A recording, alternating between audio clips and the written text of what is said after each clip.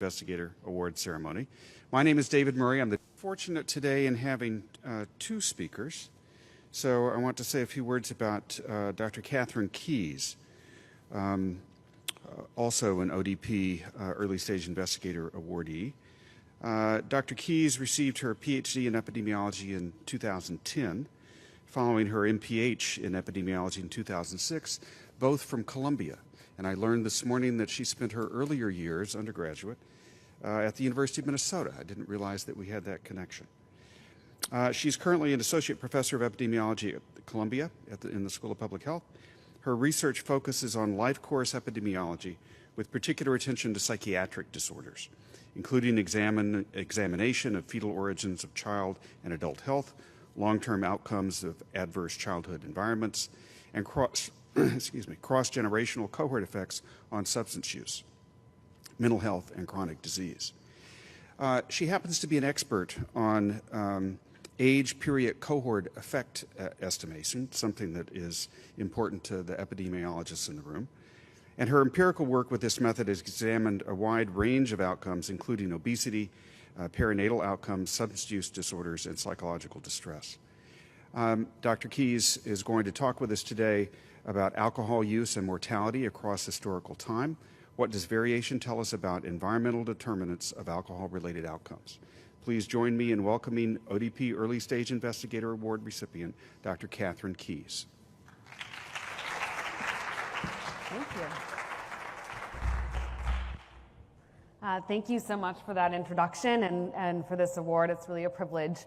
And like Justin, I'd really like to recognize my mentors. I think that mentorship of early-stage investigators is what often lays the groundwork for successful careers. And I had the privilege of having a number of really exceptional mentors at Columbia University.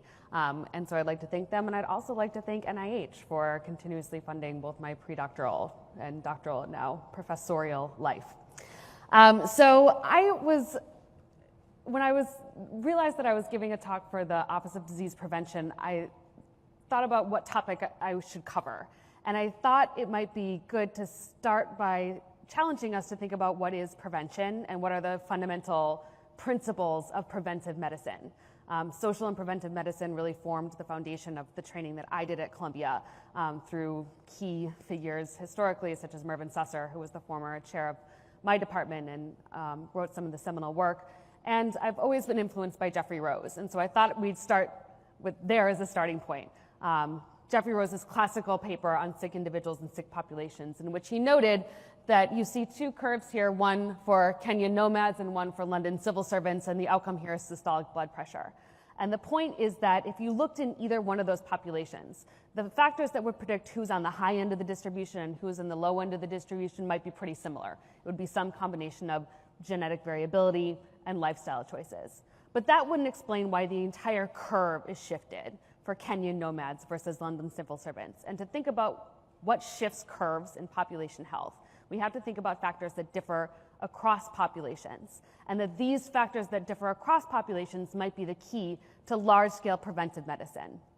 And that idea is what I have taken up into my own work, but in addition to looking across populations, I'm really interested in why things change across time. And there's a long history of this in epidemiology too. And what we've uncovered is that what underlies variation and why things change across time often has to do with the birth cohort that you belong to. And so a classic example of that is done by Kermack and colleagues in death rates in Great Britain and Sweden from 1845 to 1925. And here what they've done is arrayed death rates by age and by year. So each column represents a different 10-year period, each row represents an age. And everything is standardized to an age-specific population in 1845. So that first column is 100, and then everything is compared to that column of 100. So for example, in 1855, 10-year-olds had slightly lower death rates than 10-year-olds in 1845. And what they did in this paper is not only show that death rates were falling over time, everything's getting better, that death rates are going down, but then they drew lines around the numbers that were similar. So you can see a line that separates everything that's in the 8s, everything that's in the 7s around there, everything's in the 6s and 5s, and it's on a diagonal. And what that indicates is that even though there's entire population shifts in sanitation and other public health initiatives, what predicted the rate changing over time was what birth cohort you belong to. Because those who are born in 1845 are in the same birth cohort as those who are 10 years old in 1855, 20 years old in 1865, etc. And we've seen this same phenomenon reproduced over and over and over again in many countries. Somewhat recently in the United States, in this paper by Finch and Crimmins in Science in 2004, showing cohort mortality. Each of these lines represents a different birth cohort. The x-axis there is the age, the life course, and the y-axis is proportion dying. And what you can see is that birth cohorts with high infant mortality rates had higher mortality rates than other birth cohorts at every single point along the life course. In fact, if you look at a population at any given point in time and try to predict population variance in mortality rates, one of the best predictors, among the best predictors of a population's variance in mortality is the infant mortality rate of that birth cohort. So they advanced this idea of a cohort phenotype, that when you're born, there are certain phenotypes that each cohort possesses. And so if you're in a high risk, a high mortality birth cohort, you carry that phenotype throughout the entirety of your life course. And there's a lot of different social mechanisms through which that might arise, including constraints, resources, opportunities, competition for labor market positions, competition for educational positions, and growing up in socio-historical moments in which certain health behaviors are constrained or loosened in terms of the norms around them.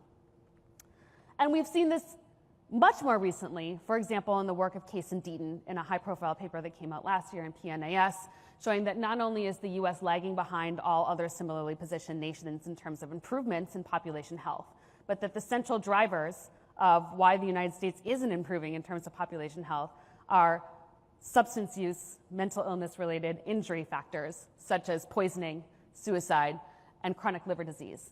And not only that, but it's a cohort effect, right? These outcomes are not increasing for everyone in the population. It's primarily middle-aged white men. So this is of substantial interest to me as a social medicine epidemiologist and as someone who is very interested in population patterns of alcohol consumption. Because if you look at liver disease, for example, and other mental illness and addiction-related mortality outcomes, we know that the ebb and flow of what predicts those outcomes is very important to what predicts population health. So if you look at per capita ethanol consumption in the United States from 1935 to 2005, this is actually updated to 2013, that title is wrong. One thing that's really clear is that at a population level, alcohol consumption varies wildly over time, right? It goes up during certain times, it goes down during certain times. You see a plunge in recorded alcohol consumption during the period of Prohibition. You see peaks thereafter, a peak in 1982, and then a slow rise that we've been having in the United States in terms of recorded per capita consumption since the late 90s. And what's of interest to me is how our social lives shape those distributions. Why does alcohol consumption rise and fall? And what epidemiological methods can we bring to the table that will allow us to parse out that variation in ways that give us clues to the hypotheses about why some groups drink more than other groups and have associated morbidity and mortality? So what I've done in my work is to try to develop statistical methods to parse out variance across time so that we can isolate the effects of belonging to a certain birth cohort, independent of overall trends in alcohol consumption that might be related to, for example, policy changes, and age-related variation that we know predicts variance in alcohol consumption across time. And so these are a set of methods known as age period cohort effect estimation. And I won't bore you with the details of the methods that we've developed, but instead show you some of what we've found. So for example, these are data from the National Household Survey on Drug Use and Health from 1985 till 2009. So it's about 809,000 survey participants over the course of that time. And we use a method known as the intrinsic estimator to isolate the specific components of variance in binge drinking, so that's 5 or more drinks on a single occasion, over time, that's independent of overall changes in binge drinking in the population that might affect everyone, and age-related changes in binge drinking, because we know that young adulthood is the primary risk period for engaging in binge drinking behavior. And what we can see is that after we isolate out those elements, there is a specific phenotype with respect to binge drinking that's associated with being born in a certain time period. So these are odds ratios for different birth cohorts. And what you can see is that for both men and women, there is a high-risk birth cohort, and that is the post-World War II baby boom that started to then decline as we entered Generation X. And that's for men. And for women, you see a similar pattern where there is a high-risk cohort, a high-risk set of cohorts, but it actually is shifted earlier. And this is really interesting to us, that not only are there these, and this is replicated in a number of different samples by a number of different investigators, that not only are there these cohort effects over time that shape some cohorts just binge drink much more than others throughout the course of their lives, but that the risk cohorts are different for men and women. And it led us to really want to examine gender in relation to binge drinking and how that changes over time as the role of women has changed in society. So here's another example where we used two national surveys, the National Epidemiological Sample of Alcohol and Related Conditions and the National Longitudinal Alcohol Epidemiological Survey. One was done in 1991 to 1992, one in 2001 to 2002. And we aggregated those data sets together and we separated all the respondents in those data into 5 different birth cohorts and then used survival models to estimate time to alcohol dependence. And blue is the oldest cohort, whereas purple is the youngest cohort. And I wonder if I have a, well, you can see, can you see that? No, that's okay. What?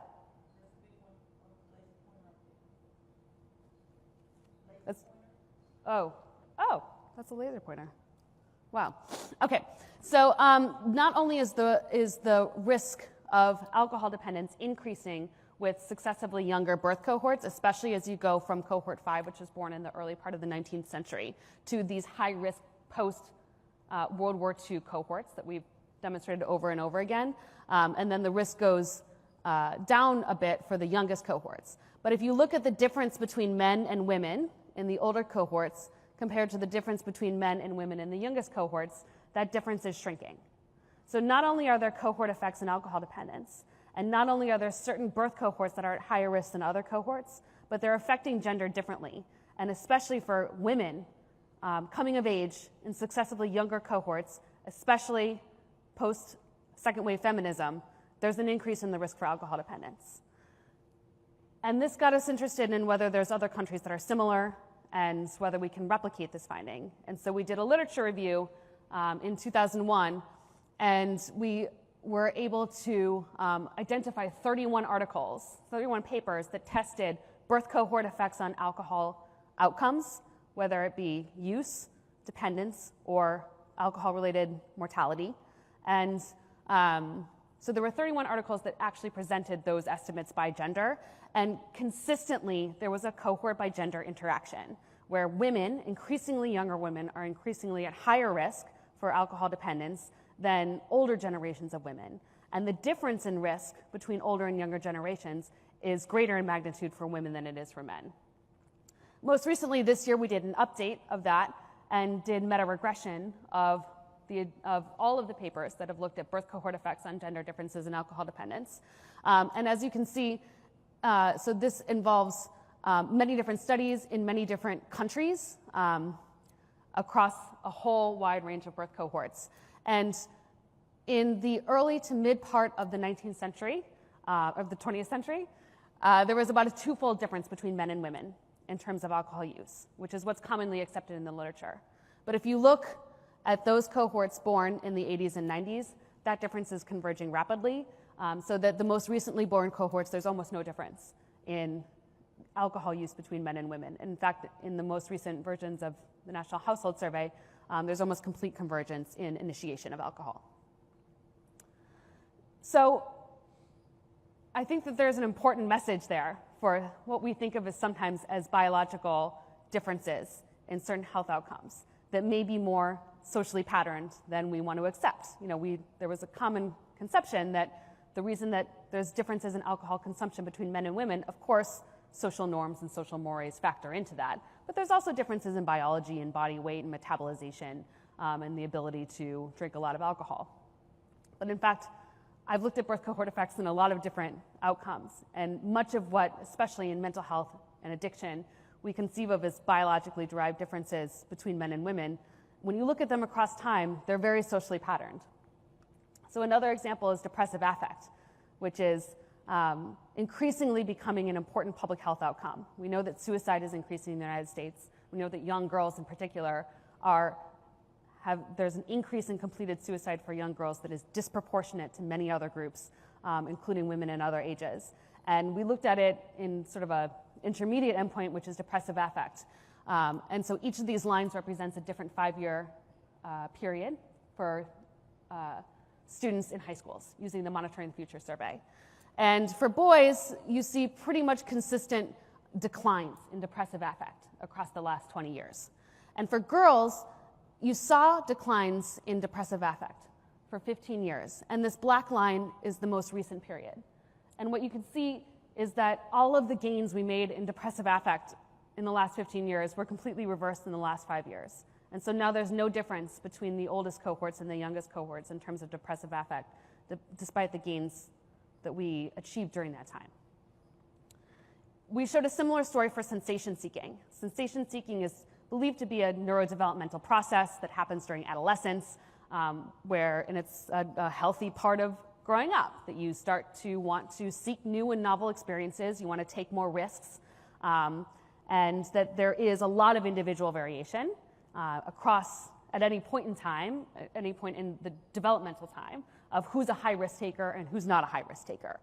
But if you look at the mean across historical time, there's major differences in high school seniors in the United States in terms of what the population mean of sensation seeking was. And in fact, it increased rapidly in the 1980s. This is the mean sensation seeking using a scale. Things like, I like to test myself by doing things that are a little dangerous. I like to do things that are a little risky. And if you look at the mean across time, both boys and girls increased substantially in the 1980s in terms of their propensity for risk. Thank you. But boys leveled off about 20 years ago, and it hasn't changed much since then. For girls, it's continued to go up since that time with a positive linear slope. So girls are increasingly seeking risky activities. There's more substance use now than ever before in female cohorts compared to male cohorts, all of which suggesting that a greater focus on women's health in terms of mental health and in terms of these behaviors that we've consistently conceptualized as male patterns, drinking, drug use, risk-taking, are increasingly socially patterned in ways that require us to focus on women. So that's what I was really interested in terms of the next stage of my work, is trying to understand why you see these, why are these gender differences here? Why are they changing over time? Why do you see birth cohort effects in alcohol use at all? Why does alcohol use change over time? And to do that, I started to look into literature around how we conceptualize our research questions, how we conceptualize social norms, and trying to come up with measures of how to test that. So as an example of why this is important, this is a courier in Ives engraved. I'm not just showing you a picture of George Washington because he's our first president and we're near Washington, D.C. But this is a courier in Ives engraving from 1848. And you can see George Washington, and he's toasting his troops. He's got a glass of alcohol in his hand, and there's a bottle of alcohol on the table.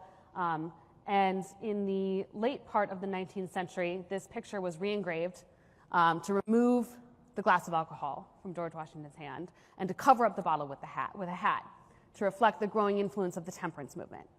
And we saw through the temperance movement and what happened in the late part of the 19th century around alcohol consumption is that social norms completely shifted about what was acceptable behavior, what was acceptable to drink, how much was acceptable to drink. And I wanted to operationalize that epidemiologically in some way. And so using the Monitoring the Future data, I tried to come up with measures of social norms and social approval of alcohol use to test whether they explained or mediated cohort differences in alcohol use. So we came up with a measure that tested the proportion of each birth cohort that disapproved of people binge drinking on the weekends. You know, how often do you think it's okay for people to binge drink on the weekends? And we also simultaneously created measures of what the population thought of that behavior at a particular point in time, because again, we wanted to isolate the effects of different birth cohorts. And what you can see is that as the cohort disapproves of weekend binge drinking, the log odds of binge drinking go up. controlling for not only period-related secular trends and approval, but the adolescent's own attitude. So what this indicates is that even if adolescents themselves approve of weekend binge drinking, they're protected from engaging in binge drinking behavior by being in a cohort that's highly disapproving. And we saw a similar association for frequency of alcohol consumption. And in terms of gender roles and the way that they influence cohort differences in gender, several papers have looked at that. This is a paper looking at gender role traditionality in terms of the proportion of women utilizing birth control in the labor force. And what you see is that as gender role traditionality goes up, the probability of having a substance use disorder goes down. So that living in a very traditional gendered society protects women from alcohol disorders. We examined this using the NESARC data to try to play with this idea of the performance of gender and how the gender wage gap influences mental health differences, gendered mental health differences, by using propensity scores to match men and women together who have a similar employment status, income, number of children, time in the labor force, et cetera.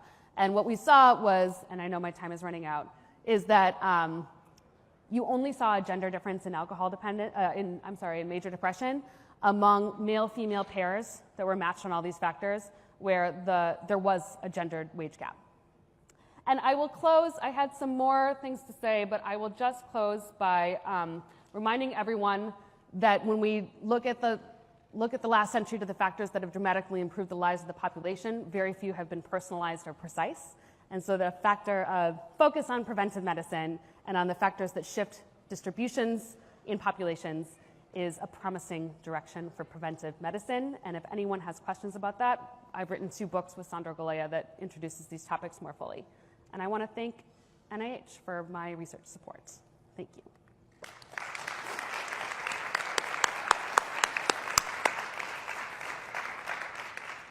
We have time for a few questions, if anyone in the audience has a question. Age period cohort effects are complicated, and making sense of them is not easy. You said you weren't going to talk about the methods, but I want to ask what methods you're using to take them apart. And I know that you've done some work comparing different approaches. What have you learned out of that exercise? So what we've learned essentially is that there's really 3 different methods that control for the identifiability problem in age period cohort estimation, and that they account for that problem differently. You have to make different assumptions depending on the structure of data that you have. Certainly, I think what the field has been moving towards is hierarchical age period cohort models where you use multi-level models, but those multi-level models, which control the identification problem because you assume that age-related changes are at the individual level, and you can use cross-classified random effects models for a period and cohort. They do make certain assumptions about the data, and there has been criticism of those methods if you violate those assumptions. So what I've done in my work is do more penalty functions and principal components regressions to try to place constraints on the model in areas of the model that are unbiased to the actual parameter estimates that you're generating. And so I've used those methods more than the hierarchical age period cohort models, only because I had good assumptions to enter into those modeling decisions with. So at the end of the day, what I recommend to people is understand the structure of your data and the data generating processes that give rise to the patterns over time that you see. And that will allow you to choose a model with a minimum number of assumptions needed for identifiability. Great, thank you. Did you want to ask? Very nice presentation. From some of these charts, it looks sort of like birth cohort is destiny. Have you come across instances where we've identified mechanisms for modifying that destiny? I have not come up with examples where mechanisms have modified destiny. What I would say is that when you look across the 20th century into the factors that have dramatically improved population health, they have been instituted at a population level, right? So they've improved everybody's lives, those that have worked. They just improve the lives of some people more than others. And oftentimes it's young people who experience the maximum benefit from those population health interventions. And so what you observe is a cohort effect, right? There's a policy change or some kind of public health measure that's improved the lives of everyone. But it manifests as a cohort effect because some people can take advantage of those population improvements over others. So the cohort, I mean, it's interesting. Some people think that there's this kind of immunological marker that we're born with that is related to this cohort-related phenotype. I happen to think because it's much more about politics and what we can achieve in public health that shapes population health. And I think that examining the variation in it at a population level is very fruitful for understanding the sociological patterns that we observe consistently in the data. Thank you. And let me thank everyone again for coming to our first award ceremony for the ODP Early-Stage Investigators. Let's give them both a good round of applause.